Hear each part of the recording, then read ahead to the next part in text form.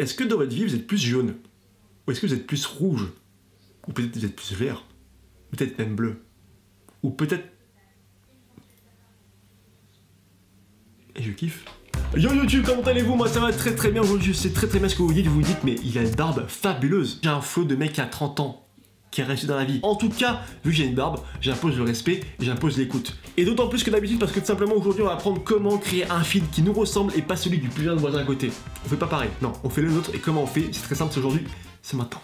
Pour ceci, on va pas directement aller sur l'ordinateur, on va directement prendre une feuille de papier Tarlet CM2 comme nous à l'époque. On va directement écrire ce qu'on aime et ce qu'on n'aime pas sur la retouche photo. C'est aussi simple que ça paraît très con, mais vous allez voir comme quoi ça va nous aider. On met une petite trame pour ne pas passer dans tous les sens. Parce que je vous connais et je me connais, je sais très bien que quand j'ai fait des retouches photos, j'aime bien rajouter un petit effet. Oh c'est bien, et ça aussi, oh c'est cool. Ah ça c'est ça aussi, ah ça, et à la fin ça ressemble à Z. Moi actuellement ce que j'ai pas dans la retouche photo ce sont directement les photos trop saturées. À Lyon actuellement il fait un temps de merde, un peu partout comme en France, hormis en Bretagne, les Bretons vous avez de la chance. Bah tout simplement les couleurs sont très fades actuellement à Lyon, et ben je vois pas trop de couleurs, du coup je le retranscris dans mes retouches photos, j'aime pas trop la couleur. Ensuite on passe à quelques petits détails, j'aime pas du tout le vignettage et le flou. Donc le flou en fait je m'explique, le flou ça peut être très bien, ça peut être très bien géré, par contre le flou de l'iPhone fait avec le mode portrait, écoutez moi ça me fait vomir. Et ensuite quand je parle de vignettage, je parle de vignettage trop extrême. Ensuite du coup on passe à deux styles de retouche photo que je déteste par-dessus tout, c'est le style de désaturation partielle. Donc ça ressemble à ça, la désaturation partielle, autant vous dire qu'on est en 2018, respectez-nous, c'est infâme. Et pour terminer totalement à l'opposé sont les couleurs trop brutes, quand il n'y a pas assez de couleurs. Vous avez vu un petit peu à quoi ça ressemble une photo brute? Maintenant qu'on sait ce que j'aime pas, on va passer du coup à ce que j'aime. Et vous allez voir pourquoi ce que j'aime, tout se complète par rapport à tout ce que j'aime dans la photo en termes de retouche photo. Tout se complète parce que de base, en fait, ce que j'aime, c'est la retouche photo vintage. Vous voyez un petit peu cet esprit vintage que vous voyez sur les photos de vos parents des années 80, des années 70, que vous avez retrouvé dans les grosses mains, dans les gros cartons à l'ancienne, qui sont un petit peu polis avec le temps, les couleurs ont un petit peu disparu. Bref, c'est ce que j'aime. J'aime cet effet, et ça je veux le reproduire. Donc pour ça directement je vais devoir créer un effet de grain. L'effet de grain c'est ça, ça donne un petit peu de la texture à la photo, ça donne de la matière, et ça j'adore. Ensuite ce que je vais vouloir ce seront les couleurs naturelles. Je vous ai parlé comme quoi je voulais pas des couleurs brutes, donc voici les couleurs brutes. Et voici du coup la couleur naturelle retouchée. Ce que j'aime. Et pour terminer, la dernière chose la plus importante je pense devant les couleurs naturelles, c'est que le fait que les couleurs sont au même niveau. Dans les anciennes photos, il n'y a pas une couleur qui prend le dessus. Toutes les couleurs sont au même niveau parce qu'avec le temps, elles ont toutes un petit peu perdu du grain, de leur intensité. C'est normal, c'est le temps qui fait ça. Vous pouvez pas savoir comment Lightroom ça fait plaisir. Genre c'est un peu comme ma famille. Genre un peu comme mon oncle. J'adore ça. C'est vraiment la famille. Je kiffe. Donc comment on va procéder aujourd'hui? C'est très simple, on va commencer directement avec une collection que j'ai mis en place avec deux photos. Deux photos totalement différentes que j'ai pris le même jour, mais extrêmement différentes par rapport aux couleurs, par rapport à ce qui se passe, par rapport à la teinte de couleur, par rapport à la saturation, par rapport à l'ambiance, par rapport au cadrage, bref, tout ce qui se passe. Tout est différent. Elles ne demanderont pas du tout les mêmes retouches photos, mais par contre, elles seront identiques. Je sais pas si vous voyez le truc, vous allez comprendre, c'est parti, première photo. Première chose à faire, ce qu'il faut faire, c'est qu'il faut comprendre la photo et la décortiquer. Donc directement, on voit comme quoi les couleurs sont mais extrêmement froides. On voit légèrement une teinte chaude en background avec les phares en arrière-plan. Ma veste est très froide également. Mon pull est noir. Ça, il faudra le travailler pour pas qu'il prenne trop le dessus avec les autres couleurs. Ma peau est très blanche. Bref, tout est très froid. Et ma veste, ce qu'il faut dire, ma veste est un peu style grand-père, donc un peu style vintage. C'est parfait. C'est juste nickel. C'est ce que je voulais. En même temps, c'est moi qui l'ai fait, donc heureusement, mais c'est ce que je voulais, parfait. Donc l'esprit vintage, on le retrouve directement avec l'esprit jauni de la photo, un petit peu pâli avec le temps, les couleurs au même niveau, le noir ne prend pas le dessus, le gris non plus, tout est au même niveau, même le jaune, vous voyez, le jaune se confond un petit peu du coup avec le bleu, ça crée un petit peu une couleur azur, bref. Tout est au même niveau, tout est parfait. En plus, elle est cutée au format Instagram, c'est parfait, franchement, nickel. Directement, la température et la teinte, je ne l'ai pas touché. Comme l'exposition, comme le contraste également, pas touché du tout. On commence directement au niveau des hautes lumières, et si je vous montre, si je mets à plus 100, et ben la couleur du ciel est trop. Ça pète trop. Donc je laisse les hautes lumières à moins 100, et je vais mettre du coup les ombres à moins 100 pour vous montrer à quoi ça ressemble. Voilà, c'est horrible. Les blancs ont été laissés à moins 45 parce que si je les mets à plus 100, bah du coup ça va être simplement cramé, ça va être dégueulasse, on perd totalement ce que je vais faire dans la retouche photo. Et si du coup on les met à moins 100, et ben directement également, vous voyez comme quoi je perds un petit peu de l'éclat. Ensuite du coup on passe à la clarté, et si vous avez fait un petit pas sur Skyrock à l'époque, vous allez voir comme quoi ce filtre clarté, il y en a beaucoup qui l'utilisaient pour créer ce filtre un petit peu beurette. Vous voyez ce filtre qu'on a tous connu à l'époque en 2008. Ensuite du coup on passe à la vibrance et la saturation. Vous voyez comme quoi la saturation est laissée à 0, la vibrance à plus 28. Et pourquoi la vibrance et pas la saturation? Tout simplement parce que la vibrance c'est simplement quelques types de couleurs et quelques teintes qui ont été pumpées contrairement à la saturation qui aurait été toutes les couleurs. Là on passe ensuite directement au next level, la courbe de tonalité. Là je vous cache pas que c'est grâce à ça qu'on va réussir à harmoniser toutes nos photos. Là on va directement travailler les hautes lumières, les tons clairs, les tons sombres et les ombres. Les noirs et le blanc, il y en a dans toutes les photos et c'est très extrêmement important de les harmoniser.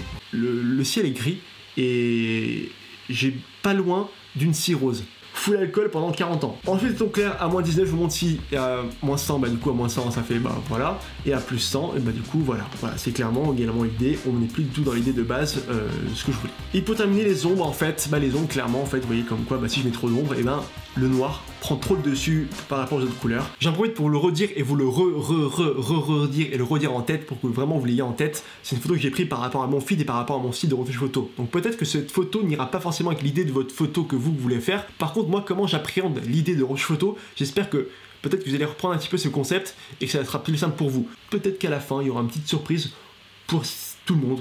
Voilà. Je n'en dis pas plus.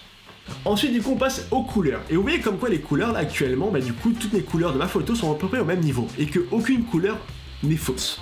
Ensuite on passe du coup au virage partiel, et ça c'est assez important, donc là j'ai pas forcément très utilisé un tout petit peu, parce que pour le coup, vous voyez un petit peu ces légers voiles jaunes qu'il y a, et bah c'était créé du coup avec les ombres, je vous explique. Donc si je monte la saturation, vous voyez comme quoi, et compris qu'on voit toutes les ombres, et ben si on monte la saturation, elle monte en couleur parce que j'ai sélectionné cette couleur orange. Par contre si je mets la couleur vert, bah, tout se met en vert, ou en bleu. Vous avez compris. Ensuite du coup on passe à la correction d'objectif et on passe directement au fait que la photo est prise en RAW. Comme c'est pris en RAW, il y a toute une multitude de métadonnées qui ont été comprises par rapport à la photo et qui sont inscrites dans la photo. Et donc du coup, si j'active le profil de correction, et ben on voit comme quoi la photo est légèrement déformée. Ça c'est dû au fait que l'objectif est comme ça. Et du coup si j'active le profil de correction, vous voyez comme quoi je suis reformé. Ensuite la transformation j'ai pas retouché, le gain ici j'ai pas touché, le grain là vous voyez comme quoi le grain et il est ici. Voilà, là il n'y a pas de grain, donc vous voyez comme quoi on perd un petit peu cet effet de vintage. Hein. Et moi ce que j'aime c'est le grain plus. Donc là j'en mets de partout, c'est vraiment si je peux en mettre plus, j'en mettrai plus. Mais là pour le coup vous voyez comme quoi, bon on trouve cet effet un petit peu vieilli à l'ancienne, un peu argentique, c'est ce que je kiffe, c'est à l'ancienne. Vraiment c'est putain mais moi j'aime ça, voilà. Là on est bien. Voici donc du coup la seconde photo, cette photo du coup j'ai pris le même jour, une heure plus tard, donc il fait nuit, les couleurs sont plus naturelles, les couleurs sont artificielles, la lumière est artificielle. Et vous allez voir comme quoi en fait, en faisant la même retouche, mais en pensant différemment à la photo, et ben on arrive à la même retouche. Voici donc du coup la première photo retouchée, et voici du coup la seconde. Vous voyez comme quoi en fait, au niveau des noirs, les noirs n'accrochent pas les yeux. Le noir de mon écharpe, il est quasiment identique au noir de mon pull. Également on voit comme quoi les couleurs sont désaturées, c'est pas du tout les mêmes que celle-ci, c'est totalement différent, et puis ça s'approche très facilement de celle-ci. Vous voyez comme quoi les couleurs, il n'y a pas de couleur qui est omniprésente, il n'y a pas une couleur qui pète plus que les autres. Bref, c'est l'idée que je voulais. À gauche, je vous mets le développement de la première photo et à droite, je vous mets le développement de la seconde photo. Vous voyez comme quoi l'exposition, le contraste, les hautes lumières, les ombres, les blancs et les noirs, la clarté, la vibrance, saturation sont totalement différentes, la courbe de tonalité également. Les couleurs sont également totalement différentes parce que sur la seconde, j'ai dû les travailler différemment et travailler la saturation et la luminance. Les virages partiels également sur la seconde ont été beaucoup plus pumpés par rapport à la première. Le détail, bon, est quasiment pareil et un petit peu le détaillage de l'appareil photo qui ont été un petit peu différents par rapport à la seconde. Maintenant qu'on a vu ça, je vais vous prouver comme quoi la retouche photo, c'est pas simplement copier-coller une retouche photo à une autre. Parce qu'en fait, simplement, si je copie-colle tout ce qui s'est passé sur cette photo-là, donc si je copie-colle, CTRL-C, je copie tout ce qui s'est passé, je vais dans la bibliothèque, je retourne sur ma première photo, juste ici, et je copie-colle tout ce qui s'est passé, vous allez voir comme quoi, normalement, la photo va devenir un petit peu bleue. Voilà. J'ai donc du coup remis la température à 7000 comme la retouche photo initiale dans la première photo, et vous voyez comme quoi, là, il y a une légère teinte verte. Et ça, c'est dû parce que j'ai appréhendé différemment la retouche photo, parce que j'ai décortiqué différemment les photos, parce qu'elles sont totalement différentes, parce que les teintes sont différentes, parce que les couleurs sont différentes, et donc du coup, j'ai dû avoir dans un coin de ma tête ce que j'aimais et ce que j'aimais pas, hein, simplement, et mettre ça en place pour chaque photo. Donc voilà, la retouche photo, c'est pas simplement copier-coller des presets, ça peut le faire si les photos sont quasiment identiques, prises au même moment, au même endroit, ça y a pas de souci. Par contre, quand c'est totalement différent, faut travailler différemment. Maintenant qu'on sait comment créer un preset, comment on l'harmonise, comment on le met en place, comment on fait en sorte que la photo soit nickel pour que la photo soit parfaite, maintenant qu'on sait ça, il faut également savoir comment on crée un preset. Parce que peut-être un jour, je ne sais pas, je ferai une vidéo comment ne plus passer par l'ordinateur et utiliser simplement l'électromobile pour utiliser un preset de téléphone, pour utiliser son preset à soi. Moi je dis ça, mais peut-être que je me trompe. Pour ça, du coup, très simple, on va directement dans le menu développement. Il n'y a rien de plus simple. Vous allez dans développement et vous allez simplement cliquer sur le plus. Et voilà. du coup, vous allez simplement renommer votre preset comme vous le voulez, hein, voilà, comme vous le voulez. Vous le mettez du coup dans les paramètres prédéfinis de l'utilisateur. Moi, je vous conseille ça, voilà, c'est vos paramètres que vous avez créés, tous vos presets. Et ensuite, du coup, vous allez simplement, du coup, aller dans les paramètres et vous allez cocher tout ce que vous voulez dans les paramètres. Donc moi, je vous conseille de tout mettre, hormis la transformation, les filtres gradués et les filtres radiales, parce que ce sont des retouches qui sont propres à la photo. Si vous voulez cacher un bouton, si vous voulez mettre du coup un espèce de filtre de couleur, bref, ça se collera pas forcément sur les photos. Donc du coup, je crée ça. Ensuite, du coup, imaginons que j'ai une photo qui ressemble beaucoup, comme celle-ci. Bon, je vous cache pas que celle-ci est un petit peu plus foncée en termes de RAW, elle est un petit peu différente, mais par contre, imaginons que je copie-colle le preset. Abonne-toi, s'il te plaît. Voilà. Deux hautes lumières comme ceci, d'ombre que je vais monter légèrement, le contraste un petit peu moins, les noirs juste monter légèrement, et ben c'est bizarre comme c'est pareil. C'est tout. Voilà, j'ai copié mon preset. Et ça, je pourrais le transférer à mes amis, le vendre si je veux, le proposer à quelqu'un, je sais pas, faire un pack, je ne sais pas, bref. Après, libre à vous de créer vos trucs et de les partager, de les vendre ou de les envoyer sur le téléphone. Et ça, c'est pour une prochaine vidéo. Et parlant de téléphone, tiens, ça me rappelle un truc. Vous n'êtes pas censé savoir comme quoi j'ai travaillé en décembre avec Rhinoshield. Rhinoshield, c'est une marque comme quoi qui fait des codes de téléphone et également des objectifs. Des objectifs, voilà, c'est des objets de téléphone, voilà, que tu mets sur ton téléphone, juste ici, et t'as un objectif, voilà. Donc j'ai un code de réduction juste ici, il m'a envoyé des coques de téléphone, parce que celle-ci ne se colle pas du coup à mon 7 Plus, parce qu'en fait j'ai reçu, putain c'est dans tous les sens, j'ai reçu du coup une coque plus petite, comme ceci, et elle est où l'autre? J'ai reçu également celle-ci. Qu'est-ce que ça veut dire? Je sais pas. Vous verrez, peut-être. Moi en tout cas, je ne vends pas la peau de l'ours avant de l'acheter. Alors, l'avoir tué. Ça marche bien. Dernière chose, il y a un lien en dessous, vous allez cliquer, c'est une photo que j'ai prise en RAW pour vous, vous allez pouvoir la retoucher si vous voulez la reposter où vous voulez, vous la repostez où vous voulez, et simplement vous utilisez du coup le hashtag Jestagram. Vous utilisez ça, vous mettez sur votre compte Instagram, vous me tweetez, vous mettez ça comme ça, je pourrais liker, je pourrais les voir.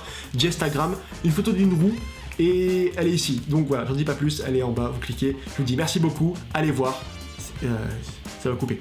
Oh, cette coque est grave belle, regardez. Elle est super belle, ça va couper, ça va couper, ça va couper.